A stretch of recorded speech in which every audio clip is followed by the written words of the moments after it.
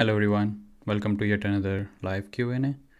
Today in this session, I thought I will talk briefly about data science or UK job market in general. So before that, let me first test the audio and see how the audio is.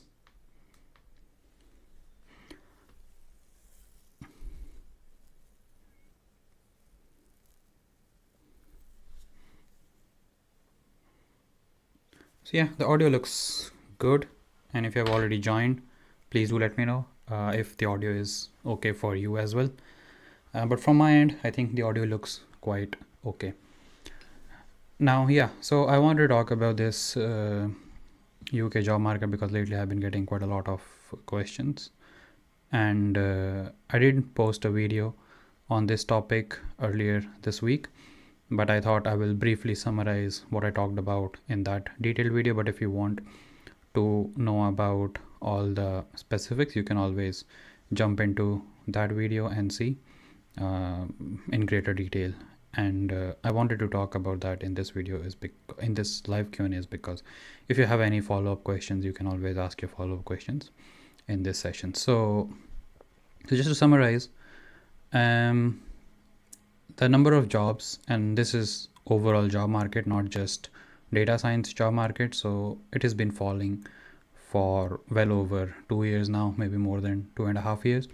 And this is the first time it has reached to a level of the number of jobs which was prior to pandemic, which was somewhere around 819k jobs.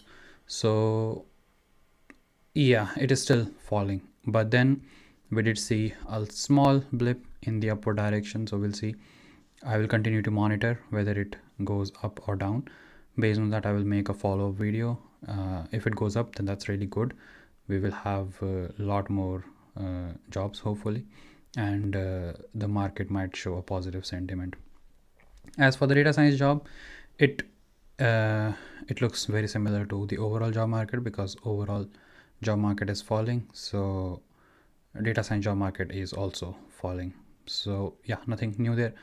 And it is definitely a lot worse when compared to 2023, but in some scenarios it looks slightly better than last year. So that's a good thing. I also talked about why international students find it a little bit hard to find a job in the UK. It's because only 3% of the companies are aware of post-study work visa and are currently making use of post-study work visa. Apart from that, 55% of the company, they just don't know about it, or they just don't want to make use of it. And I think the 42% of the companies, they know about post-study work visa, but then they haven't made use of it. So yeah, considering those things, as the job market is already quite competitive, and on top of that, the number of jobs reduce by quite a lot, so that doesn't help. So I had a couple of points which I did not talk about in that specific video, because that specific video was only around the job market. I'm thinking to make a follow-up video which will talk about whether you should come to UK or not. So there are different aspects to it. Whether you really wanted to come to UK, it was your dream, so on and so forth, then maybe it is the right time to come to the UK, because we still have 2 years of post-study work visa. But then if you choose not to come now and you wait for a couple of years, then maybe 2 years of post-study work visa won't be there, and it will become a little bit more difficult for you to find a job in a very limited time period. But then if you are a fresher straight out of the college, then again it is difficult to find a job. So it's always advised that you gain some experience in your home country after your bachelor's degree, and then come to the UK for master, or to any other country for that matter, because once you have some experience, it always helps, and it makes your job search relatively easy when compared to someone who is straight off the college. So yeah, I will talk about these things in greater detail in another video, but I just wanted to touch briefly on the current state of the job market in the UK. But if you have any follow-up questions, you can always ask in the chat, and I will go over those questions. So far I don't see any questions in the chat, but if you have any questions, feel free to post it.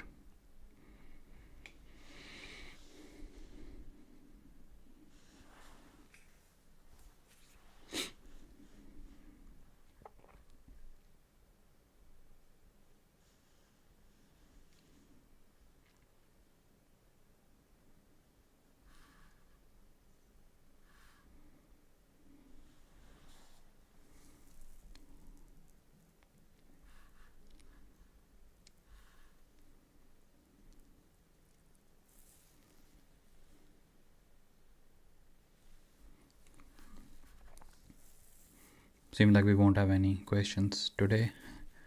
There's already a few things that I need to take care of after this live Q&A. So if we don't get any questions, that is perfectly fine. And we can always end live Q&A a little early. But yeah, I will still wait for a couple of more minutes and see if we get any questions. I do see we have a few more people joining, so yeah, I will give it a couple of more minutes and wait for the question if we get any.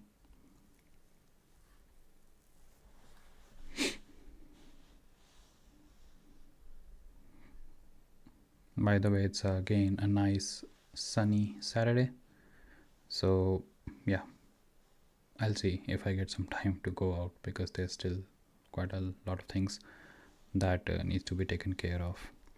I do see a few things in the chat, so let me go through them. With just Python and machine learning, is it fine to get junior data science role or analyst role? Yes, definitely. If you're just starting out in your career, I would say if you're able to get into some relevant job in the beginning of your career, I think that is going to help a lot. So if you just know Python and machine learning, I think you should be able to find some junior data science roles. But if you're talking specifically about UK, and if you don't have any experience and you come here, you complete your masters, and if you just know Python and machine learning, then it will be a little bit more tricky because then you will be competing against people with considerable amount of experience and a lot more knowledge than just Python and machine learning, and they will be applying for these roles as well. So I would say if you are still in your home country and you are still in your bachelor's or just finished your bachelor's and looking for a junior data science role, then yes, definitely you should be able to find something with this knowledge, but make sure you are really good with your Python and your machine learning knowledge. How is the AI job market in UK? So I have talked about this in greater detail in one of the videos. It will be probably the first video if you sort the videos based on time. So if you just click on latest, you'll be able to find that detailed video.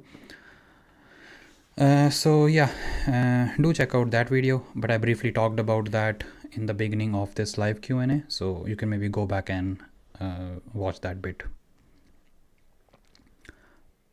I don't have prior experience planning for masters in the UK. How it will once after completion of masters in data science? So that's what I said. If you don't have any experience, I would say reconsider masters. I would suggest gaining some experience first in your home country and then coming for masters. But I also mentioned that if coming to the UK and studying in the UK was your dream, so in that case I think this might be the right time to come to the UK because we still have 2 years of post-study work visa. But if you wait for a couple of years, try to gain some experience and then want to come to UK, and if government decides to sack the 2 years post-study work visa and make it just 6 months or something like that, then it will be a lot more tricky for you to find a job in that limited time period. So yeah, those are the considerations. But if you have the bandwidth and if UK is not the only country where you want to come and pursue masters, then I would say gaining some experience in your home country will definitely help you to get a job once you pursue your masters.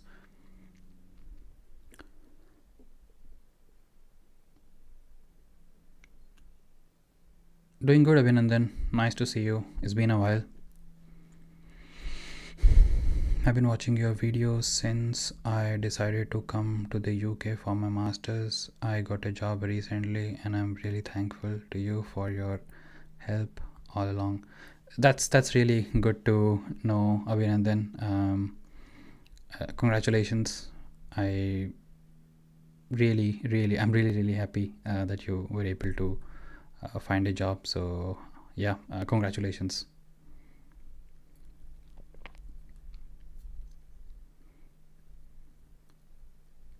Hi Goku, doing good. Nice to see you too.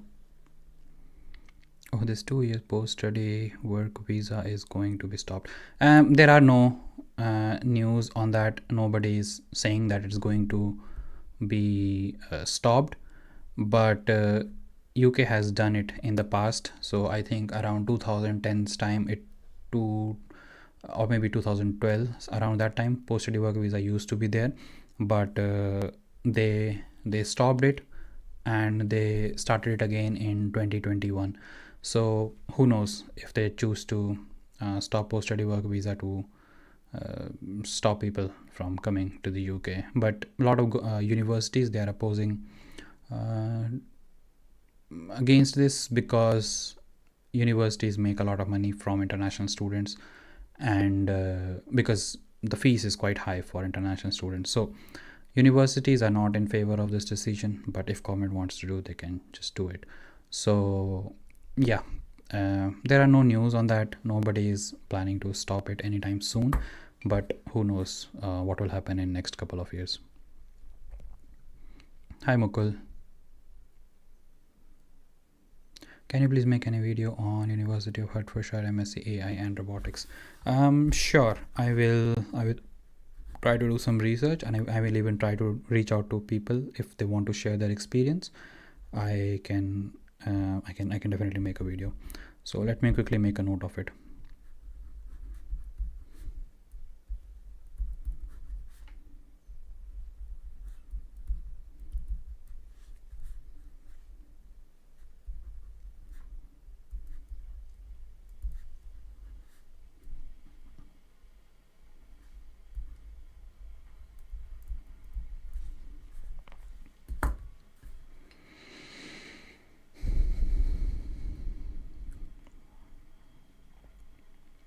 What do you think about masters in data analytics from London Metropolitan University?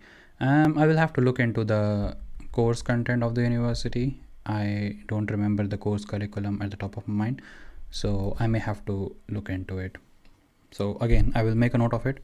I will do a bit of research, and maybe in next live Q&A I can talk about it.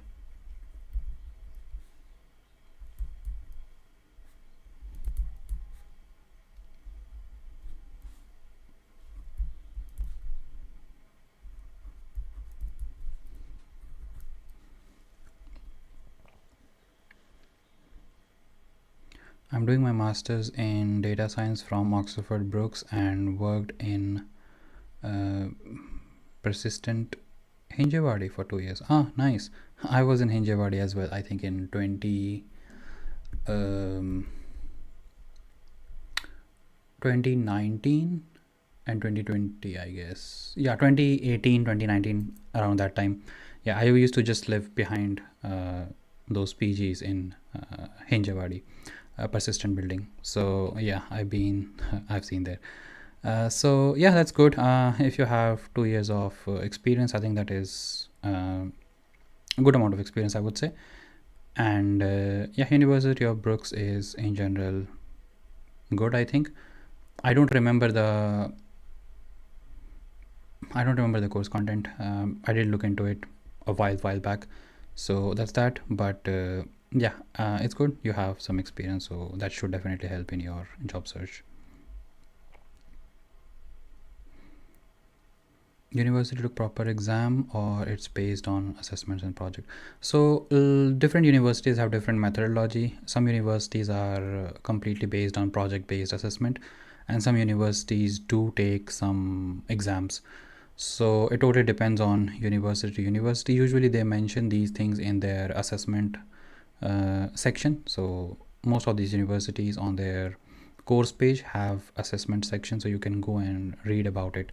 So it depends from university to university. I did my master's from Newcastle University, and in Newcastle University it was purely based on coursework, and there were no exams.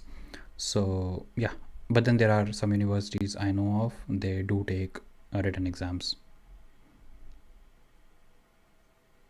Can we repay our loan amount with part-time jobs and save some money too?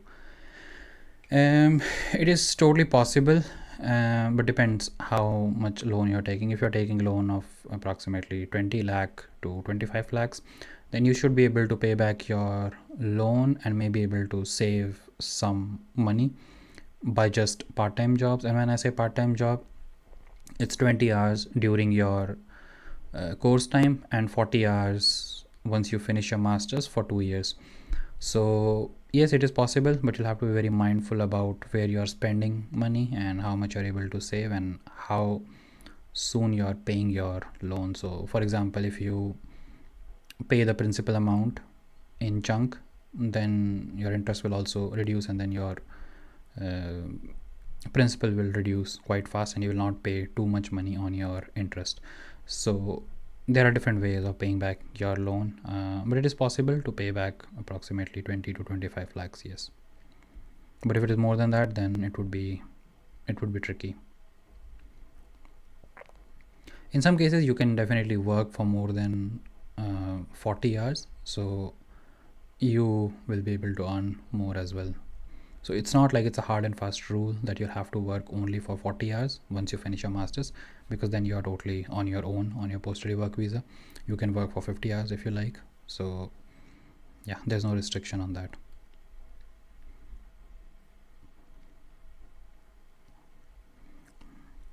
Also doing part-time job in Sainsbury and getting very less time for preparing for full-time job in data related field. Can you tell me how we can manage everything, because I don't want to get stuck in part-time job after completion of masters? Yes, I totally get it, and I did make a video little while back where I talked about the huge mistake, and this was one of the huge mistakes which a lot of people make.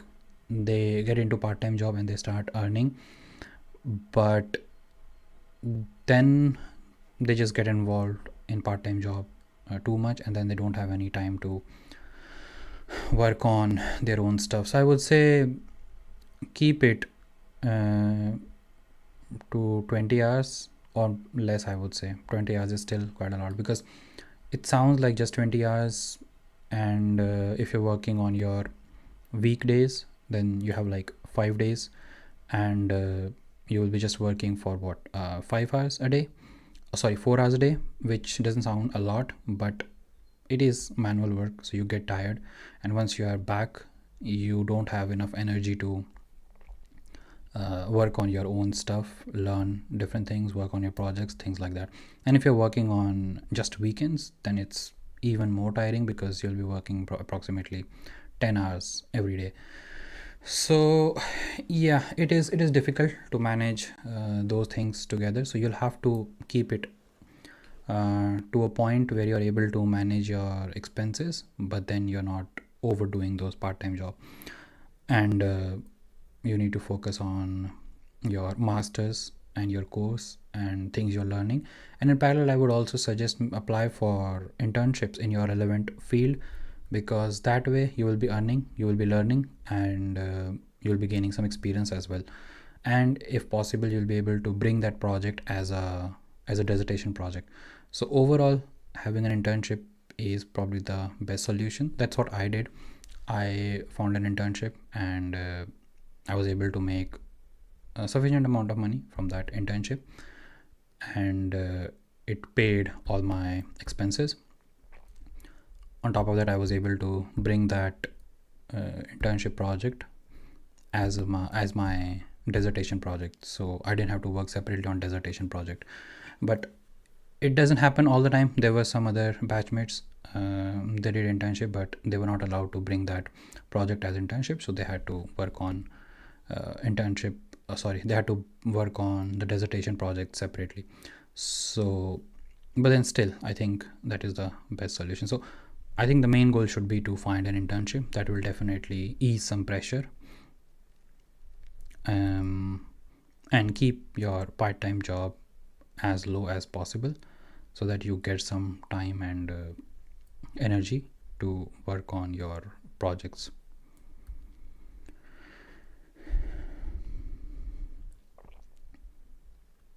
Is the return on investment after masters in data science will be far better in UK? How quickly can we repay the loan? I'll first answer the latter question, which is how quickly you can pay back your loan. So I'm still paying my loan, but this is purely because of personal reasons. But if I wanted to pay back my loan quicker, I could have paid it in like 2 years or something like that. So I only took like 20 lakh loan, so it wasn't much. But I think in past couple of years the fees of these universities have gone quite high, so you may have to take a little bit more loan. But it's definitely possible once you have a full-time job in your relevant role or in your relevant domain, then I think you can pay back your loan in 2 to 3 years easily, depending on how you're living and where you spend your money. So I'm not a very outgoing person. I like to stay in, work on different things, so I don't usually spend a lot of money on parties and pubs and all those kind of things, so that again helps. But if you are a very outgoing person, then those things might take some of your expenses.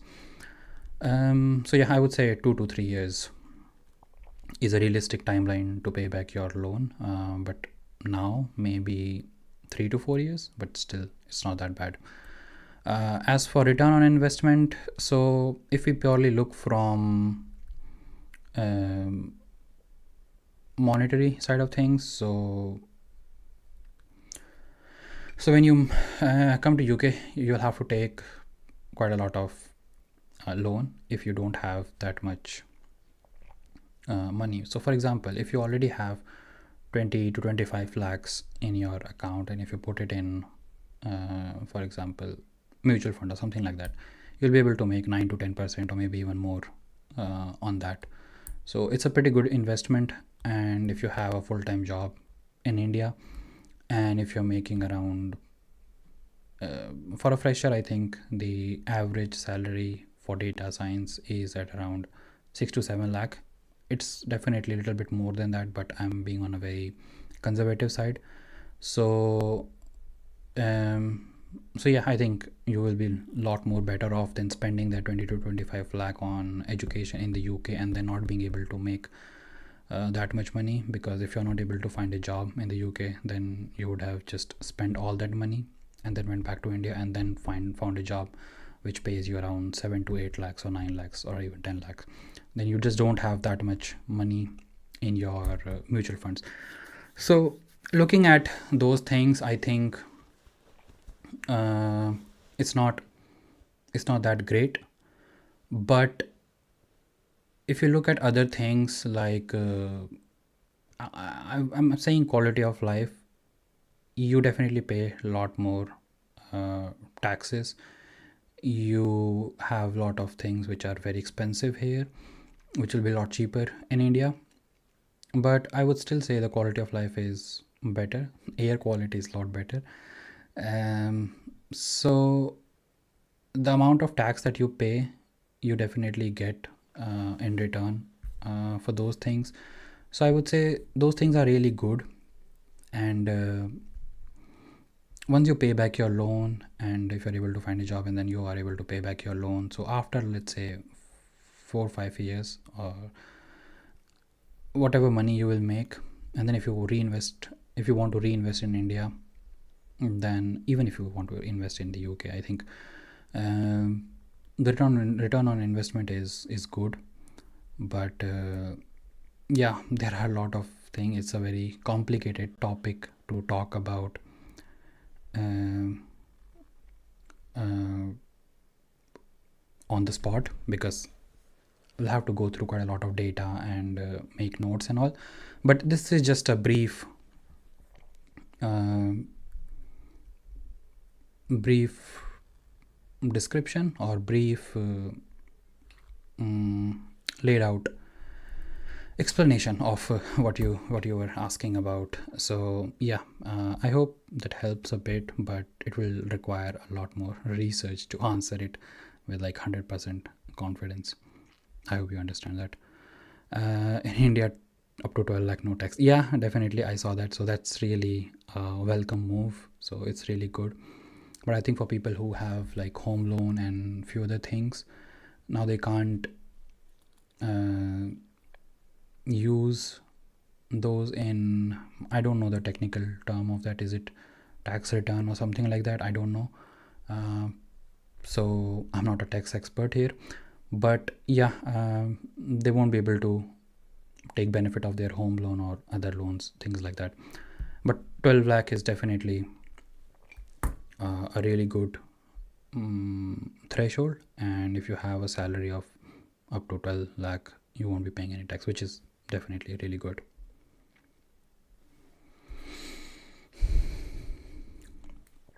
What about IT job market right now in the UK, and how it will be next 2 years according to your prediction? So again, I made a very detailed video about this. If you go to my page, and if you go to the video section, the first video you will find is on this particular topic, and I also briefly talked about that in the starting of this live Q&A. But if I have to talk about like the future prediction, UK is the third largest market after US and China in the world of AI, and they're trying to put a lot of investment in this market. And by 2035, I think they would want to invest up to 1 trillion pound or dollar, I guess, in this market. So that will definitely generate quite a lot of jobs, and this is specifically for AI job market and not the whole of IT job market, because there are other things as well, like cybersecurity and things like that. So those things are also in demand, but I think the major investment is in the AI market. So I would say the job market will definitely improve. It's just the landscape of the job will change a little bit. So it may move from traditional data science jobs or traditional AI jobs to something very different in next decade. So that's that. But there's still going to be quite a lot of investment in this specific job market. I have gap after my graduation because of government exam preparation. Now I decided to come to Hertfordshire for MSc with education loan. Is it worth to come there, and how can I get my first job? It depends how much gap you have. If it's significant, for example 3, 4, 5 years of gap, then I think it could be a little bit tricky. But if you did other things during your government exam preparation, for example worked on some ideas, projects, or you build something, I think that will definitely help, because it's always good to have something to show your experience. I think you'll be able to get offer and get into universities fairly easily, because truth be told, a lot of universities, they just want to make money out of international students. I'm not saying that with wrong intentions, but at the end of the day, they're still making money out of international students. So you will get offer, and they won't think twice whether you have a good background and will you be able to get a job or not. So doing masters in data science or AI won't guarantee you a job. So that is something which you need to keep in mind. But yeah, people with gap, they have been able to find a job after their masters. And you also asked about graduate schemes. So yes, graduate schemes are there. The only criteria they have is that you should not have experience more than 2 to 3 years. I think it is 3 years or something like that. So yeah, if you have experience up to 3 years or less, you should be able to apply for those graduate roles. And I think it's a good place to start. And when you have like 2 years of post-study work visa, you should be able to find some graduate role. But as I mentioned at the start of this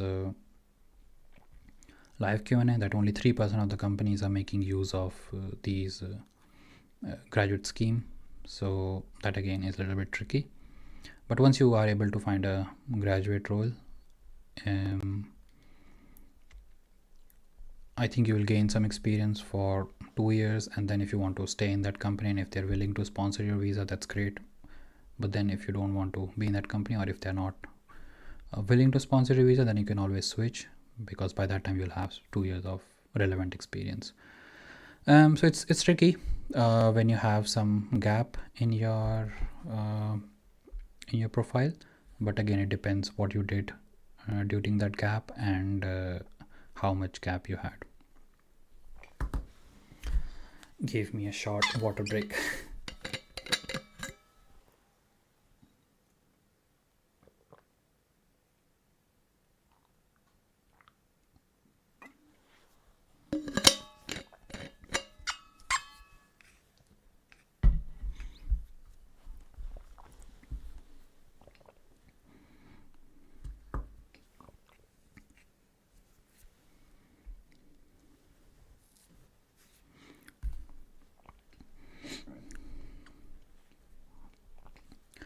I'm from engineering background, applied for City University of London. What kind of math is required? Familiar with basic working of a different algorithm? Do I need to know the formula of entropy and gain, etc.? So the short answer is no. At this point, even I don't remember the formula of entropy, because if I say that I know the formula of entropy, I'll be lying. So yeah, I don't remember the formula of entropy, but and also it's difficult for me to exactly say what exactly was covered in the course. But I did talk to one of the students from City University of London, and I do have a video on my channel. Not sure if you checked that video.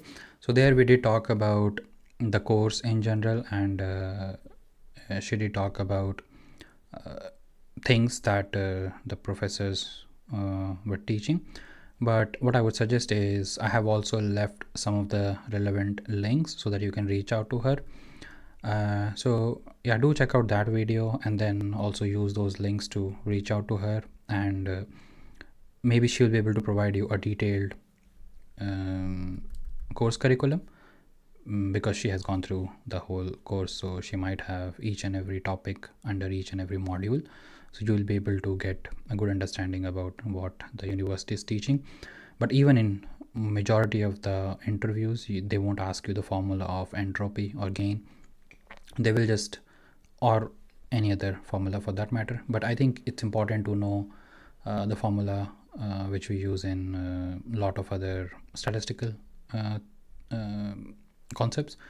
And I think the majority of the questions are going to be around how you use those tools and techniques, and do you understand the nitty-gritty of this formula. Because in some cases, a lot of people might even know or remember the formula, but then if they don't know how to use that formula and what that formula actually means, then that is of no use, because I have seen quite a lot of people doing those things. So it's not important to remember the formula. What's important is how to use those things, in what scenarios you should use those things, and what are the limitations, what are the advantages of those algorithms. I think if you know those things, you'll be good.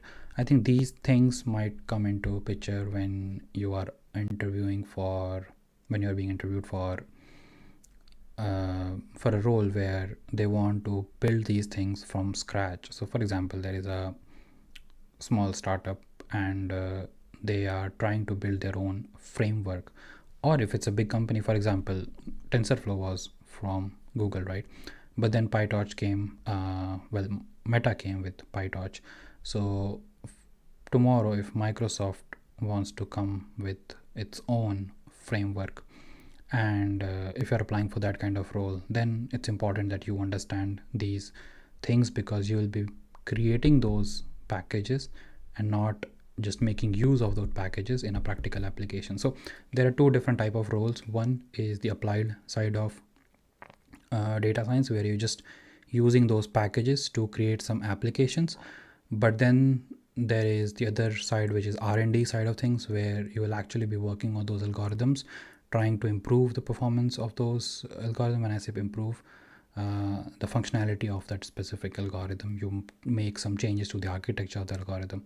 So there are two different type of job market. So it depends on which type of job market you're applying to. And the bigger job market is for this applied side of things, where you will just be using those packages and stuff. But then even for that, you need to understand how those algorithms affect the output and what kind of input those kind of algorithms need to be able to used. So if you know the working, I think in short, you're good. You don't need to remember all those formula, but it's important that you understand how those formulas work. That's all. I hope that helps, Deepak. So in dissertation, sorry, I lost the track.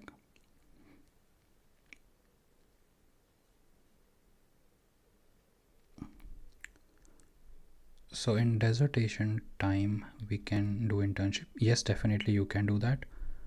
What if internship is more than 20 hours per week? University will allow? No, university won't allow. Well, I don't think there is a restriction from university side. It's more from government side. So if university provides you a letter that you can work for more than 20 hours, then I think it is fine. But as a rule of thumb, if you are in your term time, you cannot do more than 20 hours. And most of these internships which are designed around students, they don't ask you to work for more than 20 hours. In most often than not, they will ask you to work less than 20 hours. So that shouldn't be that big of a deal. What sites are good for finding internship? I think the most popular one is obviously LinkedIn, but I think the best sites are going to be your university specific career pages, because those internships are most often than not on other platforms. So they will only be on career pages for initial few days, but if they are not able to find people from the university, then they will publish those openings on other platforms like LinkedIn and other job portals. So I think the most popular one is definitely LinkedIn, but the best one would be your career service page. And also be in touch with your professors if they can provide you some details on some internship. I also talked to some of the people. They are currently working as a research assistant. So they started that role as an intern, but now they have also converted that to a full-time role. So be in touch with your professors. Try to talk to some of the PhD students as well. So when you will do your masters, they will also be there around to help you in your labs and stuff. So yeah, do stay in touch with those people, and also try to join some meetups, and also you should be able to find something there as well. How to get paid internship in data field during MSc? Most of the internships in the UK are paid, so you shouldn't worry too much about not getting paid for an internship job, so you should be fine. Can you share your CV template? Sure, I can do that. I did make a video a while back, but then I think that was on my old CV. So if you search for maybe CV for data science programming cradle, you should be able to get that video. But I will make a note, and I can do updated video using my updated CV. Well, my current CV is still not updated because I haven't added my past 2 years of experience, but yeah, you will get a general idea from that. So yeah, I will make a note of this.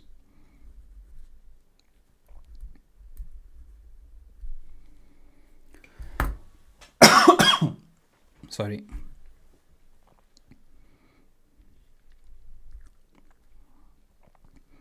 I have no experience. How can I get job in data science as I am doing masters in data science?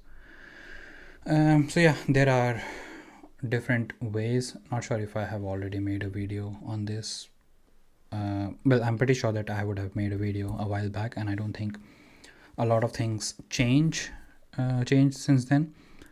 But just to give you a brief idea, there are these traditional ways, such as applying on LinkedIn and things like that.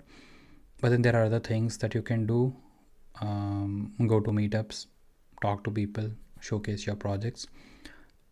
And obviously, to be able to showcase your projects, you need to have a really good profile. So work on your profile.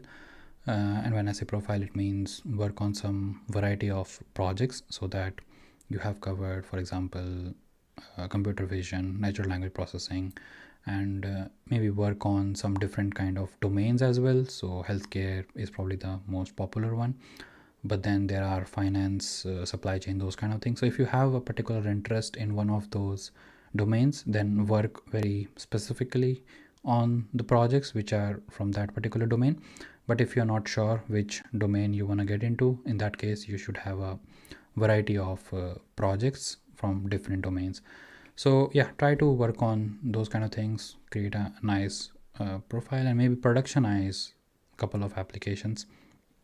Don't keep it in your Jupyter notebook. So no problem, Krishna. It was good talking to you. Hope to see you in the next one. Yeah, so have a good weekend, Krishna. Bye. Yeah, so have a good profile and work on these slightly complex project and productionize them, and have the links ready so that the hiring manager can interact with your application and see how well you have done in productionization.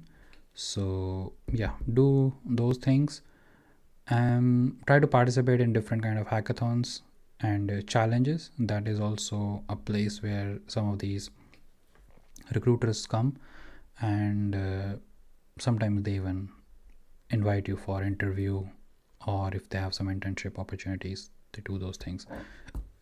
So I would say do those things.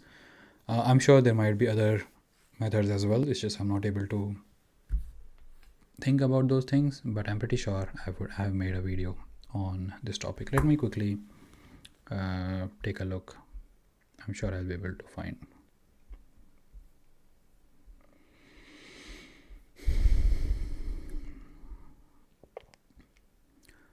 I have 5 months of 5 months to come there. What things I should learn before coming there to pass exams more better, like programming language, and what are the things?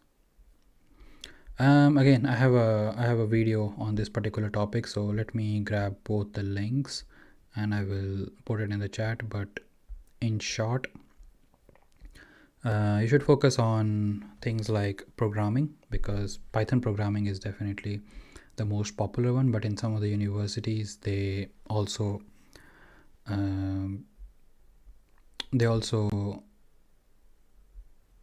use R programming language to cover certain content. So if you learn R programming, that is also going to help you. But if you already know Python, I think it will be, I won't say it will be a lot easier to learn R, is because R by its nature is a slightly different programming language. But if you already know some sort of programming, it shouldn't be that hard to pick that language. And usually it is said that R is slightly difficult to learn when compared to Python. But yeah, it shouldn't be very hard if you already know Python. So I'm putting this link in the chat. So this video talks about 12 ways to find a job. So that's quite a lot of different ways to find a job. So one of them should definitely work for you. Now now about the prerequisites. So that video is a little bit more older, but I'm sure I will be able to find it. Yeah, found it. So 2 years back, but it's definitely relevant today as well, because the programs in general, they don't really change that much. So this video will talk about things you should learn before coming to the UK for masters.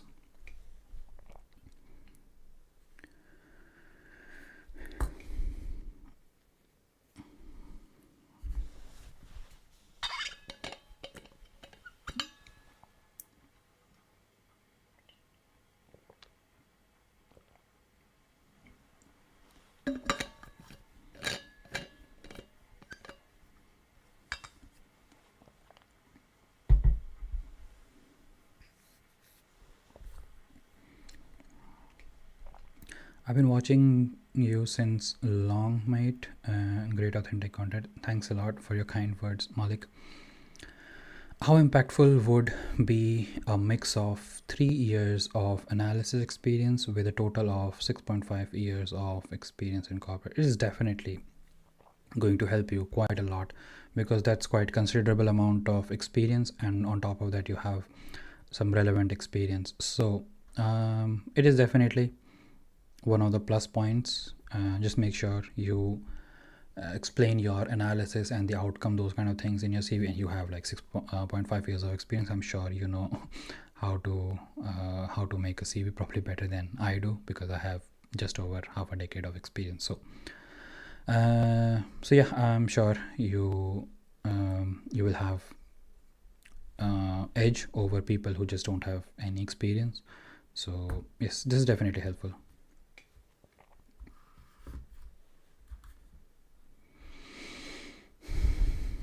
Can you give insights on how you got your current role? That would be really insightful.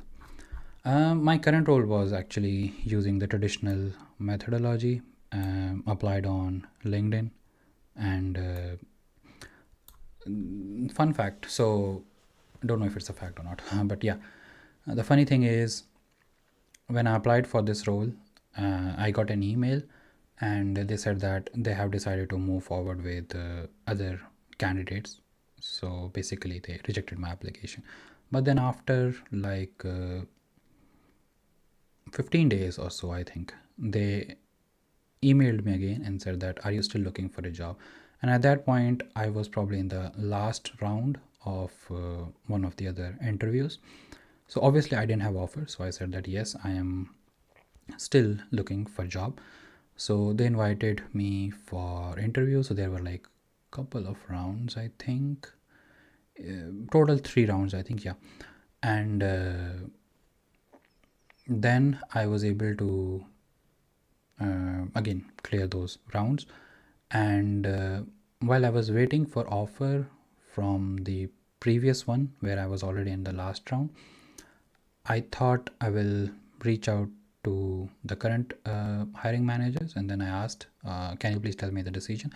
And they were like, yeah, we are happy to offer you a role, and we were just working on the contract and stuff, things like that. So I decided to go ahead with my current role. And the only reason why I didn't go for the previous one is because it was not in the UK, it was in one of the countries in Europe. I don't know if it was Isaac or I don't remember. It was definitely not the not one of the most popular countries in Europe. So yeah, but yeah, the way I got my job was using the traditional methodology. But I did have a couple of more offers and jobs prior to this one, I got my internship via Meetup, and I had got my first offer from, again, Meetup, I guess, or maybe from those, what do they call it, job, they do those events where a lot of these companies come. There is a proper name, I'm just forgetting the name. So a lot of these companies come, they showcase what they do and things like that. So I just went to that event, and I talked to a couple of people, and then I shared my CV there, and then they reached out to me after a week or so. So that way I had my first offer.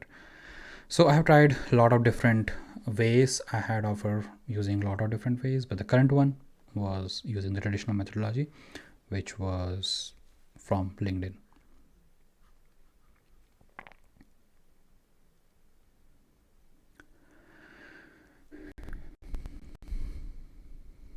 Cheers, Malik. And did you get a visa sponsorship for the current role? Yes, I did. How can we identify companies providing sponsorship in data science domain? Any company who call me currently always reject based on sponsorship, since I only have 9 months of graduate visa pending. So if you want to check whether a company can sponsor you, there is a massive list on UK government website. If you search for a sponsorship licensed company, I think something like that, you'll be able to find that massive Excel sheet, and you'll be able to find the name of the company there. So that's how you can identify the companies which are willing to sponsor. And this is always tricky. To your next point, sometimes even if the company is on the approved sponsored list, they still choose not to provide sponsorship, because if they're able to find someone who doesn't need sponsorship, or as you mentioned, you just have 9 months, but then there is another candidate who has like 2 years on their graduate visa, then they may choose to go ahead with that candidate, because then they will have 2 years to test that particular candidate and then provide them the sponsorship. So it is tricky, but I would say apply to all the companies even if they are not on the approved list, because the second offer that I had, that company, when I had the offer, that company was not on the approved sponsored list, but while we were going through the interview process, I did show my interest in joining the company, and then I also asked whether you'll be able to sponsor. So they were like, at this moment no, but we will start our application so that we get approved, and once we get the approval we will provide you the sponsorship. So yeah, so they got approved in like couple of months or so, and then my sponsorship visa process was also started. So so yeah, some companies are willing to do those things, and I don't see any reason why they wouldn't want to do it. So I would say apply to any openings that you see on LinkedIn or any other platform, because if you try to verify the company's name on the list, it's time consuming process because the list is massive. You can obviously do search and stuff, but then the name on that list can be slightly different from the name of the company. So you may feel like this company's name is not on the list, but then it is there on that list under some other name. So it's a little difficult to verify, but in general you should be able to find all the companies that can provide you sponsorship on that list. No problem, you're welcome. Right, I think I've answered all the questions. If I missed any, please feel free to post it again, but I think I have answered all the questions.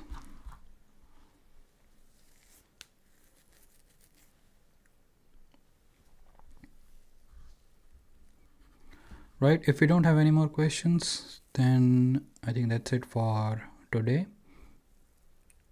How is the interview selection slash filtering process different in UK job market compared to India?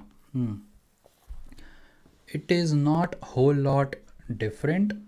The only difference is in your cultural fit side of things, which I don't think they do in India that much. They focus purely on your technical side of things. But here in the UK, along with your technical skills, they also focus on your cultural fit and your communication skills. So those things are slightly different, and there are a lot of interviews where you have these gamified version of interview process where you have to solve some puzzles and stuff. I personally don't like those because most often than not, those interfaces are really buggy.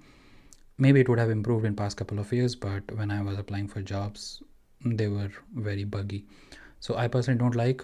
If they want to take aptitude test, I'm more than happy to take those tests on a sheet of paper or in a normal form based exam.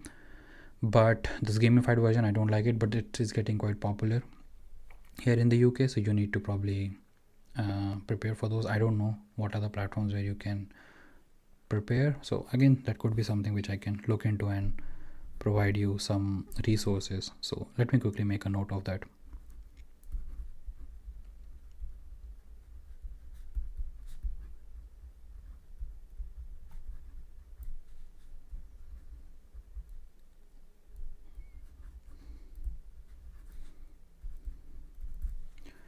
Right. Yeah, so I think those are the few things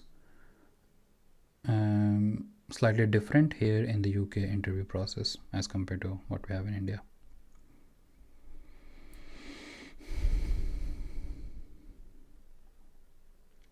Did you always check if the company was on the list when applying? No, I never checked whether the company was on the list.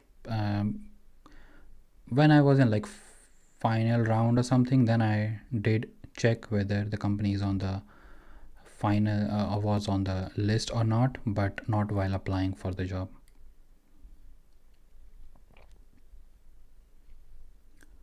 What's the toughest experience you had during your masters? I think my toughest experience was while writing report, because and that happened in like first module itself. So I think in India I didn't have a lot of report writing experience apart from the dissertation part, because most of the times it was just projects and didn't have to write any executive report or a detailed report on those projects. So when I came here, I thought projects are the most important thing, so I worked on those projects quite extensively, tried to enhance it, try to add some extra features and testing, those kind of things, but I didn't really pay too much attention on writing the report. And in my first module I got really bad scores. I think it was around 57 or 58 out of 100, which was pretty bad. So, and most of my scores I lost on report writing. So after that I used to finish my project side of things as soon as possible. So I used to keep like a week or maybe 2 weeks just to write a report, and after that I think my scores improved. In most of the modules I had like 84, 85, 89 in, out of 100, but then there were a few where it was purely report based modules where I got like 76, 77, something like that. So yeah, I think that was the most difficult aspect of masters for me.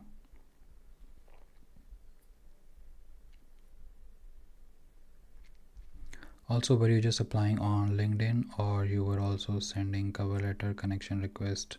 So I did those things like sending connection requests to HRs and hiring manager and sending them my CV directly, and I did get a couple of calls from that, but I think it never materialized because of the sponsorship thing, I think.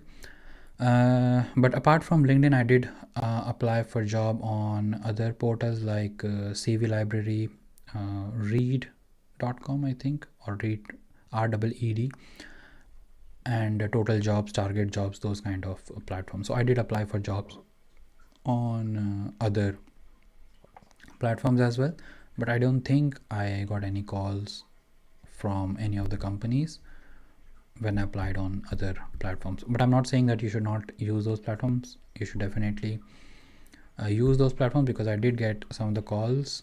I don't know if they were from those portals or not, but most of the times the application never moved further because of the sponsorship thing. So yeah, I did try these request connections and sending cold emails and messages to the hiring managers.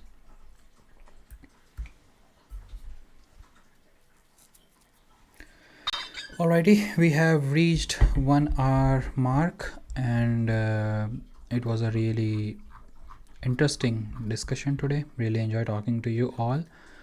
That's all for today. If you found this session helpful, please do give it a thumbs up. I will see you guys in the next one. So I do these live Q&As every Saturday, 12 p.m. UK time. I haven't decided on whether I should change the time yet, but if I would like to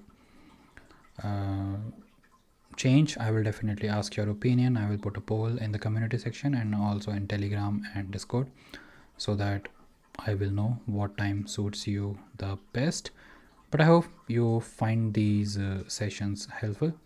So I will see you in the next one, and have a great weekend. Happy learning, everyone. Bye.